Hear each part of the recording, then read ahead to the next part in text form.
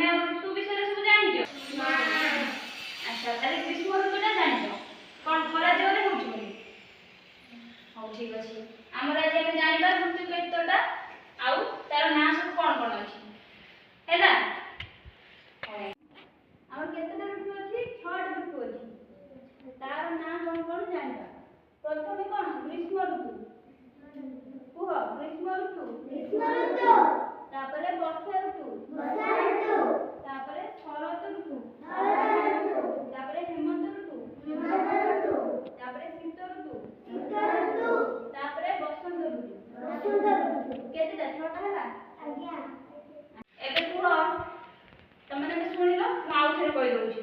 ପ୍ରଥମ ହେଉଛି ଗ୍ରୀଷ୍ମ ଋତୁ, ତାପରେ ବର୍ଷା ଋତୁ, ତାପରେ ଶରତ, ତାପରେ ହେମନ୍ତ, ତାପରେ ଶୀତ, ତାପରେ ବସନ୍ତ। 6ଟା ହେଲା। ଆଚ୍ଛା, ଏବେ ଶୁଣିଲ ସମସ୍ତେ। ଏବେ ତାକୁ ଆସିବ, କିଏ ହାତ ଦେଖିବ କହିବ। କିଏ ହଉ ବଡ଼ ବ୍ୟକ୍ତି କହିବ।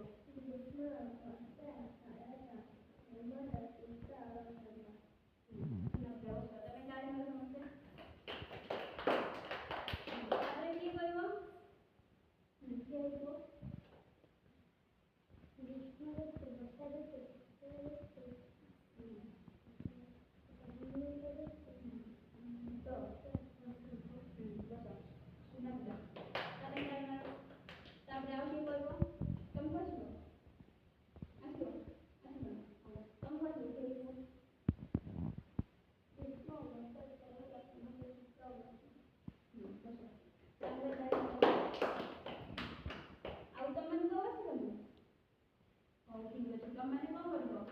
ଘରେ ବସିକି ଭଲସେ ମୁଖସ୍ଥ କରିଦେବ।